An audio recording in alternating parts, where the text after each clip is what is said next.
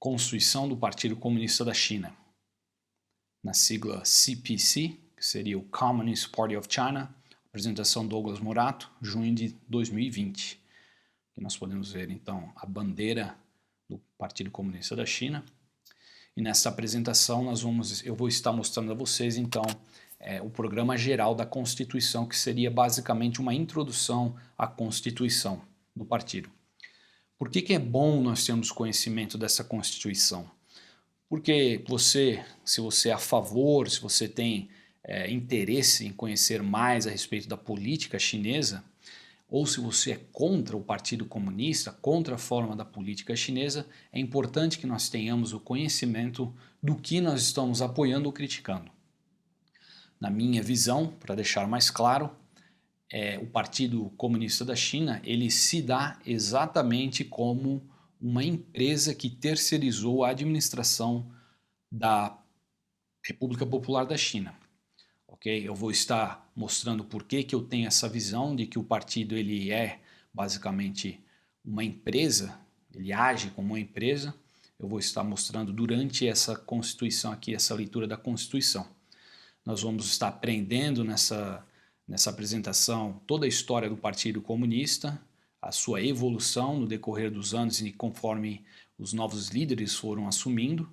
E nós vamos, por final, então, ter uma ideia geral e uma ideia mais até mesmo pontual do qual é o objetivo do partido, pois nós vemos muito as pessoas falando que o partido quer então dominar o mundo, que o partido quer tomar conta do mundo, quer tá expandindo o comunismo para outro país, mas nós vamos ver se realmente é isso ou não é isso que tem na Constituição do partido. A Constituição do CPC foi apresentada pela primeira vez no 2º Congresso Nacional do CPC, realizado em 1922.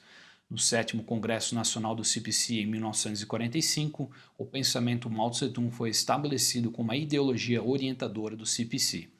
A versão atual da Constituição foi aprovada no 12º Congresso Nacional do CPC em 1982, que corrigiu erros esquerdistas e definiu a construção econômica para a modernização socialista como foco do trabalho do partido.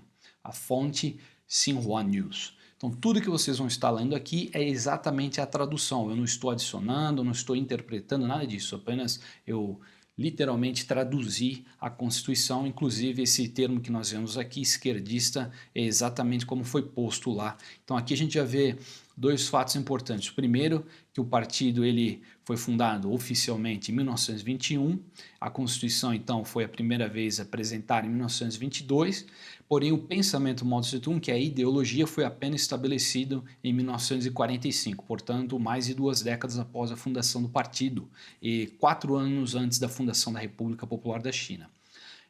Outro ponto interessante, como eu falei, que o partido em 1982 corrigiu erros esquerdistas. Então você vai perceber, como eu disse anteriormente, que o partido se manifesta, age como uma empresa, onde vai aprendendo com o passado, vai evoluindo e vai se reformando para assim melhor atender ao objetivo final.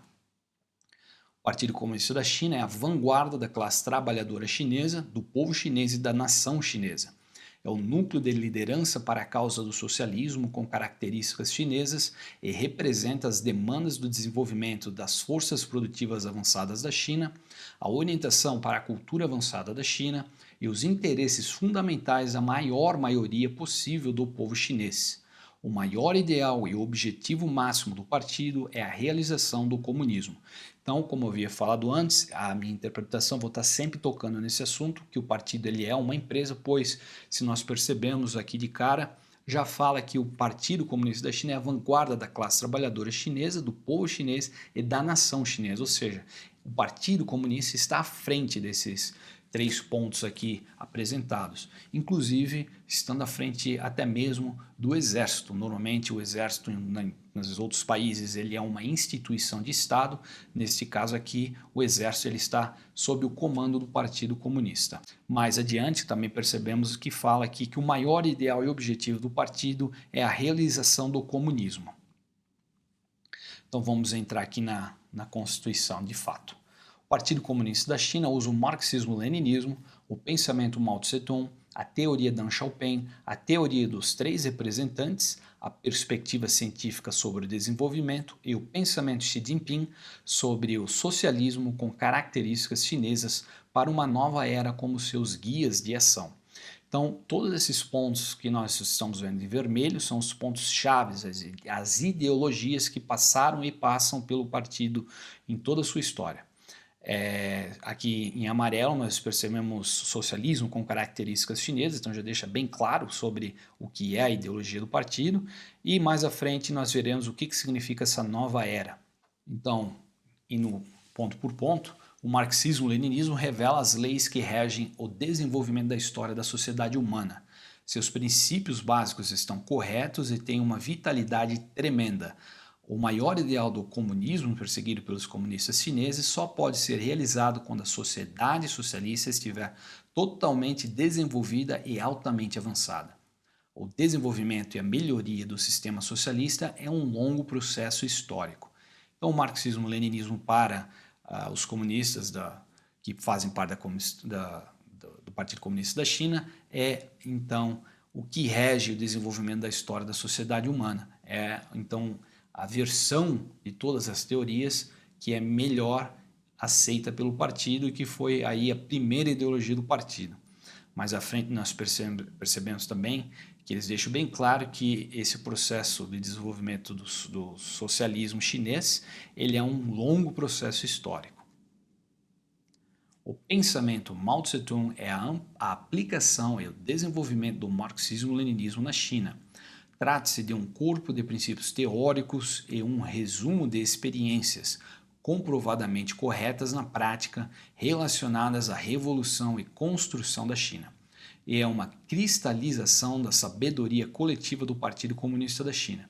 Sobre a orientação do pensamento Mao Tse-tung, o Partido Comunista da China liderou o povo chinês e todos os grupos étnicos na longa luta revolucionária contra o imperialismo, o feudalismo e o capitalismo burocrático, garantindo a vitória na nova Revolução Democrática e fundando a República Popular da China, uma ditadura popular democrática. Então esse é basicamente o pensamento Mao Tse-tung, seria o quê? O marxismo-leninismo aplicado para as características, para a realidade da China.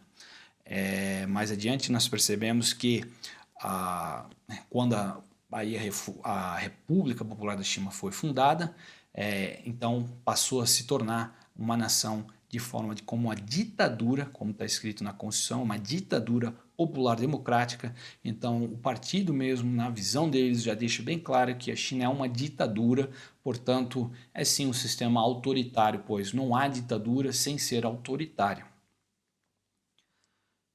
Após a terceira sessão plenária do 11º Comitê Central do Partido, os comunistas chineses, como o camarada Deng Xiaoping, como seu principal representante, analisaram as experiências positivas e negativas adquiridas desde a fundação da República Popular.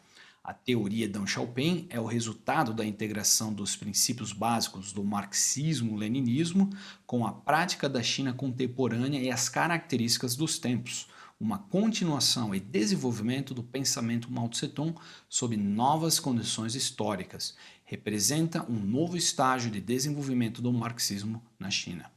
Então, aqui nós já vamos passar para a segunda fase da Constituição, que é a época do Deng Xiaoping. Então, após a morte aí do Mao Tse-tung em 1976, o Deng Xiaoping, que era parte do Politburo, que controla ali todo o partido, ele assumiu a China e aprendeu, após fizeram uma análise, né, do que foi positivo e negativo na era Mao Tse-tung e desenvolveu então o que é chamada teoria Deng Xiaoping, que é basicamente continuação com algumas diferenças, como por exemplo a abertura de mercado, transformando o socialismo em mercado, apesar que já estava começando um pouco isso na época do Mao também, mas obviamente foi muito mais abrangente e forte durante o Deng Xiaoping. Após a quarta sessão plenária do 13º Comitê Central do Partido e na prática de construir o socialismo com características chinesas, os comunistas chineses, com o camarada Jiang Zemin como seu principal representante, adquiriram uma compreensão mais profunda do que é o socialismo, como construí-lo e que tipo de partido construir. acumularam novas experiências valiosas na gestão do partido e do Estado e formaram o importante pensamento dos três representantes.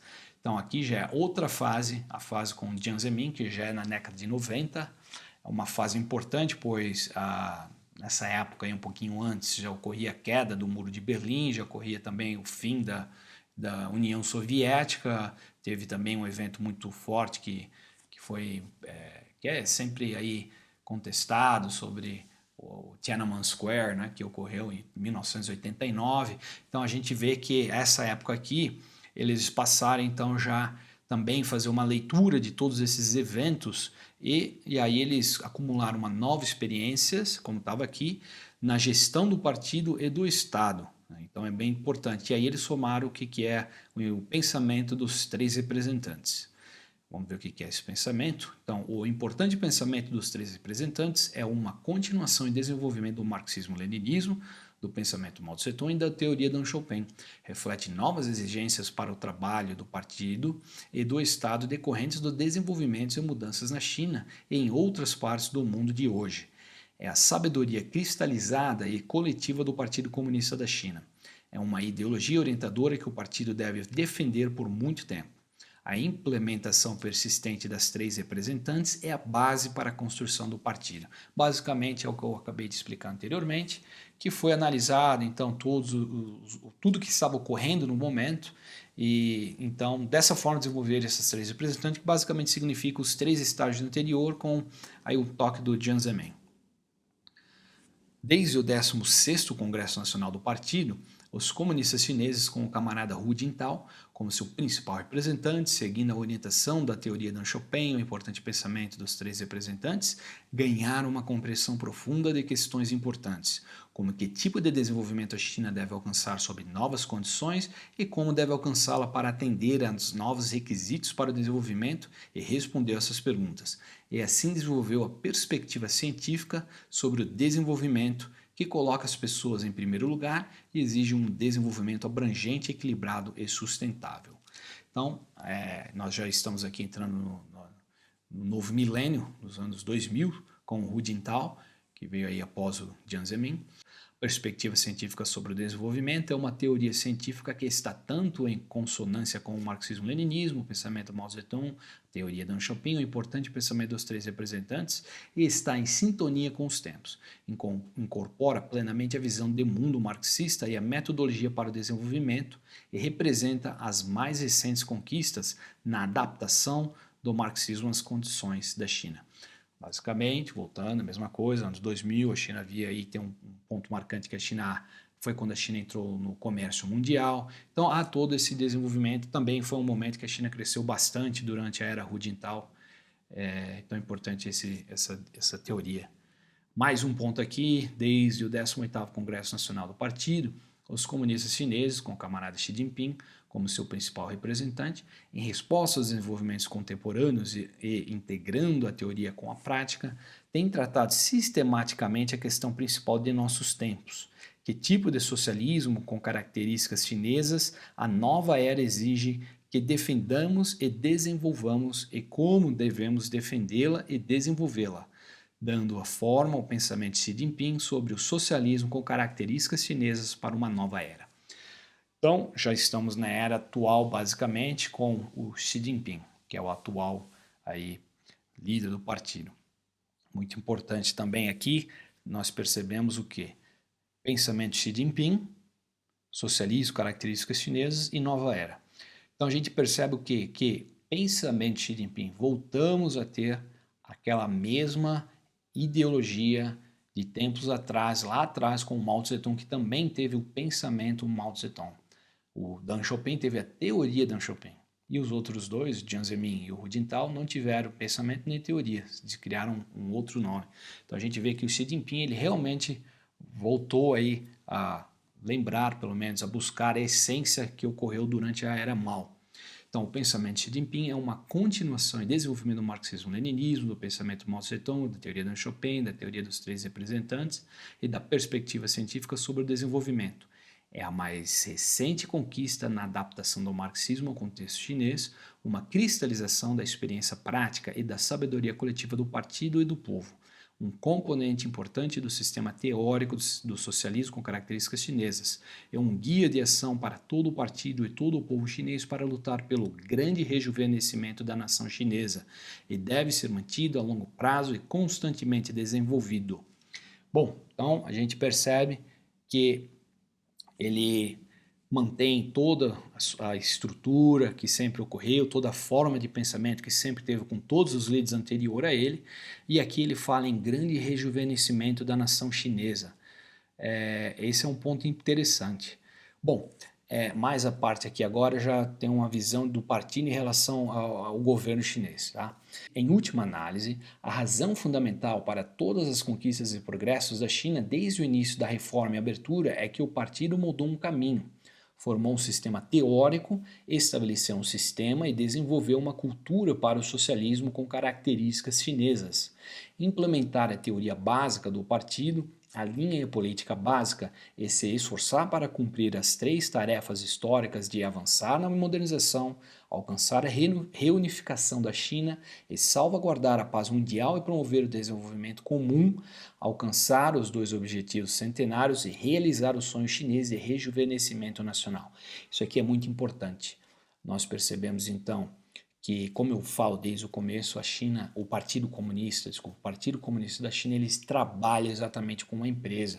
Então a gente percebe que o partido montou um caminho, exatamente como uma empresa, formou um sistema teórico, estabeleceu um sistema e desenvolveu uma cultura para o socialismo com características chinesas. Então, você estudar como uma empresa funciona, é exatamente isso. Por exemplo, você pega o Starbucks, você pega McDonald's, pega Nike, pega todas essas empresas grandes, elas têm uma cultura, não é simplesmente uma empresa, mas é uma cultura, tem lá a sua teoria de como desenvolver, de como criar o seu produto.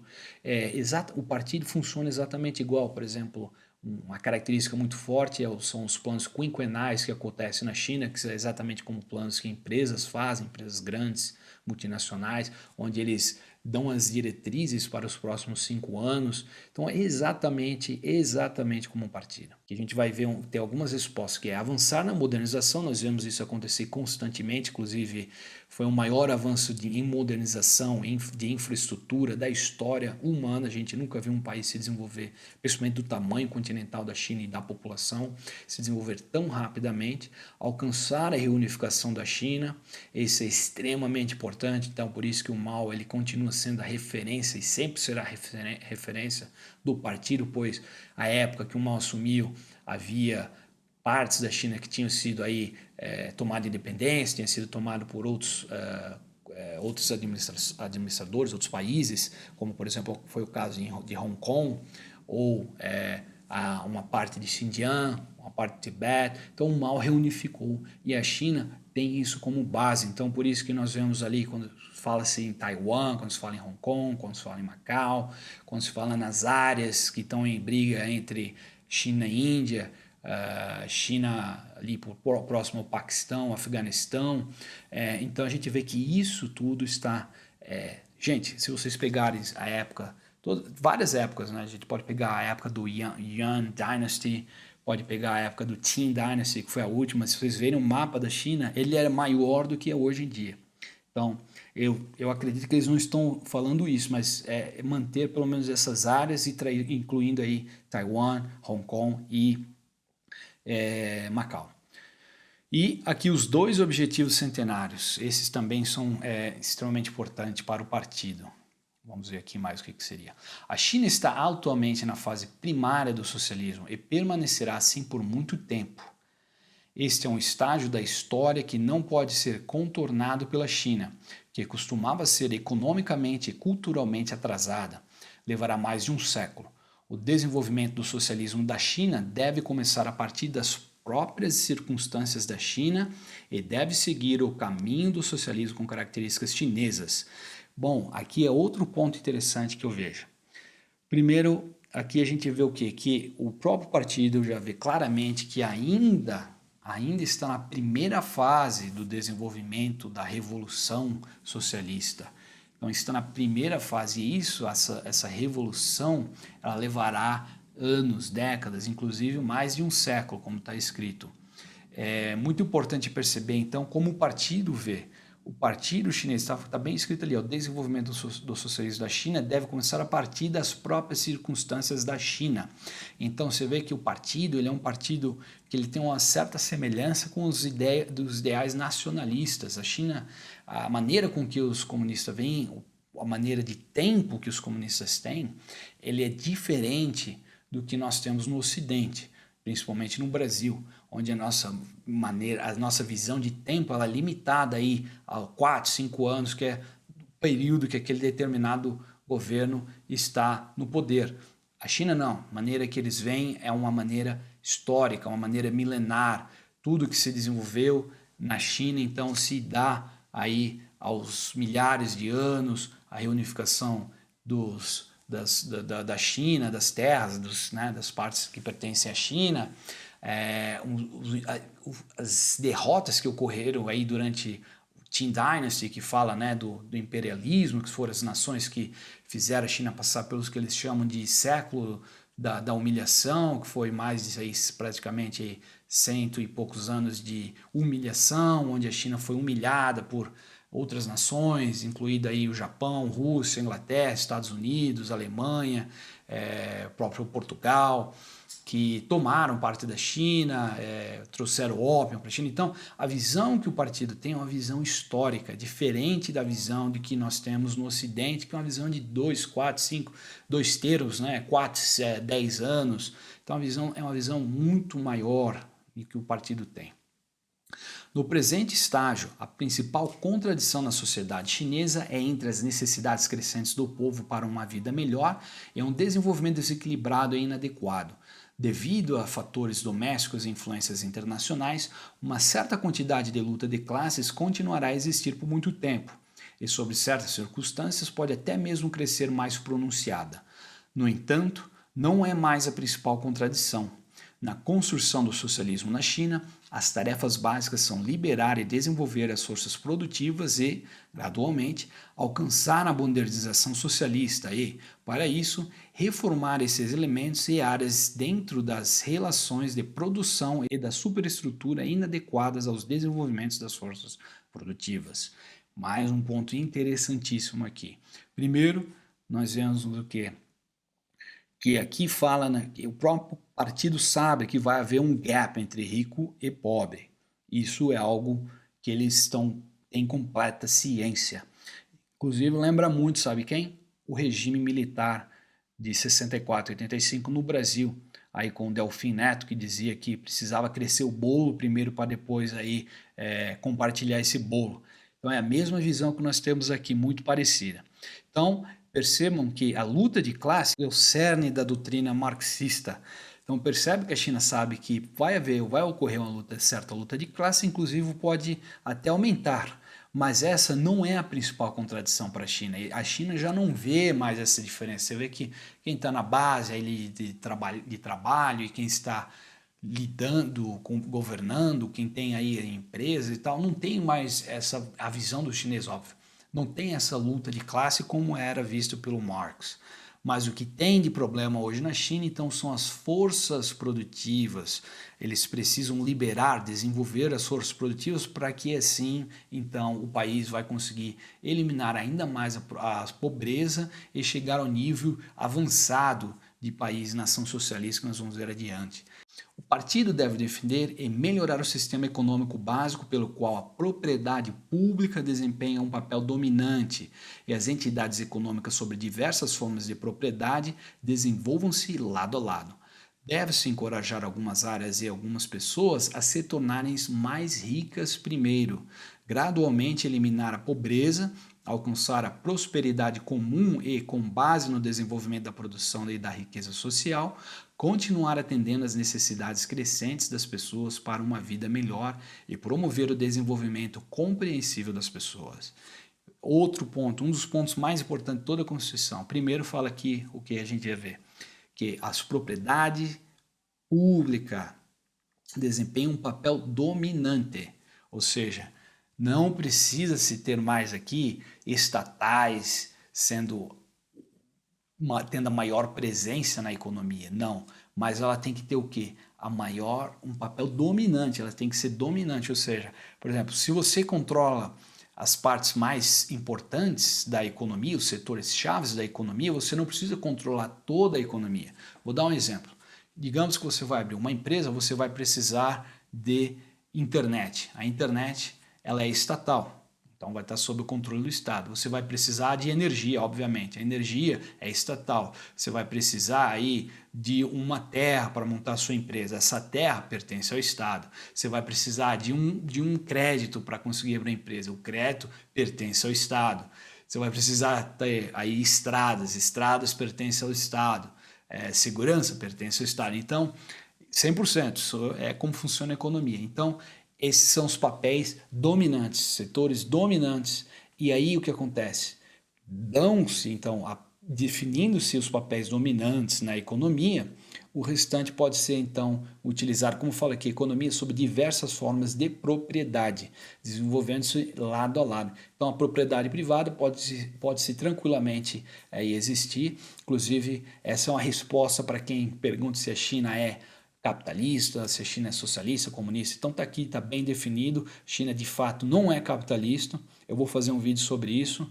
É muito comum as pessoas chegarem na China e ver as empresas multinacionais presentes, carros e tudo. As pessoas acham, mas isso é capitalismo, não é? Mas não funciona bem assim. Eu vou fazer um vídeo específico sobre esse, que é um tema mais longo. Outro papel interessantíssimo é que aqui também fala que não apenas vão existir pessoas e entidades que vão se tornar mais ricas, mas até deve-se encorajar essas pessoas a se tornarem mais ricas, mas como eu falei anteriormente, precisa-se crescer o bolo para depois se distribuir. Não tem problema então se tornarem ricas, faz parte do desenvolvimento do país, da nação que a China vê. O Partido Comunista da China defenderá sua liderança absoluta sobre o Exército da Libertação Popular, o PLA, que seria People's Liberation Army, e outras forças armadas populares. Implementar o pensamento de Xi Jinping sobre o fortalecimento dos militares, fortalecer o desenvolvimento do Exército da Libertação Popular, aumentando sua lealdade política, fortalecendo-o através da reforma e tecnologia e executando-o de acordo com a lei. Como eu falei anteriormente, o Partido Comunista está à frente da nação do Estado chinês e é o que comanda, lidera o exército chinês. O Partido Comunista da China desenvolverá relações com os partidos comunistas e outros partidos políticos de outros países, de acordo com os princípios da independência, da completa igualdade, do respeito mútuo e da não intervenção nos assuntos internos uns dos outros. Essa é a política exatamente externa do país, do Partido Comunista. É o que eles chamam de win-win, vencer-vencer, ou seja, para a China não interessa ser democrático, a ditadura, mas eles querem fazer negócio, não interferindo então no governo de outros países. E não apenas também fechando aí, tendo relações com partidos comunistas, mas como qualquer outro partido. Mais uma vez, deixa claro que não há nenhuma intenção do partido de dominar o mundo. Se vocês quiserem, eu posso fazer um vídeo sobre isso também. Quem fala sobre isso muito bem, deixa bem claro, é o chinês, um cientista político chinês e empreendedor, o Eric Lee. O Eric Lee, ele deixa bem claro isso, que essa ideia de colonizar, ela parte então da visão do Ocidente, da visão principalmente dos mais religiosos, de querer converter as pessoas a terem as suas ideias, como o cristianismo, como foi com, aí a gente vê ocorrendo mais recentemente com o islamismo. A gente pode perceber que o cristianismo, a história do cristianismo e democracia foi espalhada pelo mundo inteiro. A China não tem essa intenção, já deixa bem claro, e a gente vê isso ocorrendo na prática mesmo. Nessa nova era, no novo século, os objetivos estratégicos de desenvolvimento econômico e social são para terminar e construir uma sociedade moderadamente próspera em todos os aspectos quando o partido marcar seu centenário e construir a China em um grande país socialista moderno em todas as dimensões quando a República Popular da China celebrar seu centenário. Ponto importantíssimo aqui. Nova era da China que essa era que nós estamos vivendo toca em dois pontos fundamentais do partido que desde o início ocorreu. Primeiro, quando o partido completar 100 anos, que vai ser agora em 2021, foi fundado lá atrás em 1921, A China precisa estar, então, moderadamente próspera em todos os aspectos. Se você pegar hoje a China, você vai ver que esse ano, principalmente, que está chegando a final de 2020 e 2021, nós vamos perceber que o objetivo maior da China era o quê? Eliminar a pobreza. Hoje a China tem um número de percentual de pobreza, de pessoas vivendo abaixo da linha da pobreza, muito menor que os Estados Unidos, por exemplo, e Brasil, etc.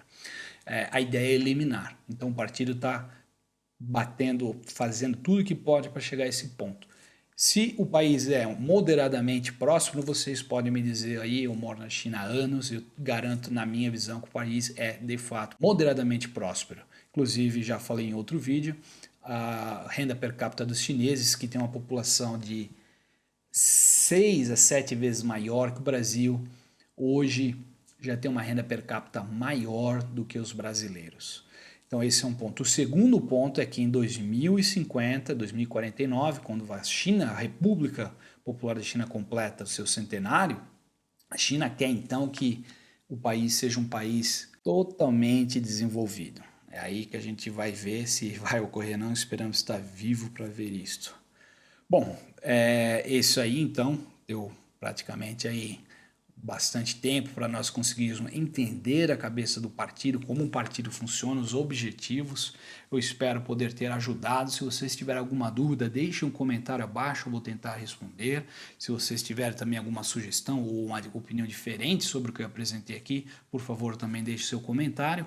A ideia aqui não é tentar converter ninguém, não é dizer que eu sou comunista ou que eu sou liberal, mas é estudar. Se você tem alguma opinião sem ter conhecimento, então você está errado. Você deve estudar para assim então poder ter uma visão melhor do que você está apoiando ou que você está atacando, ok? Essa foi a minha apresentação sobre a constituição do Partido Comunista da China. Muito obrigado mais uma vez por estar assistindo, por estar me apoiando, e se gostarem do vídeo, do canal, deixe seu like, se inscreva no canal, que eu trarei mais vídeos relacionados ao assunto, ok? Muito obrigado e até o próximo vídeo. Até mais.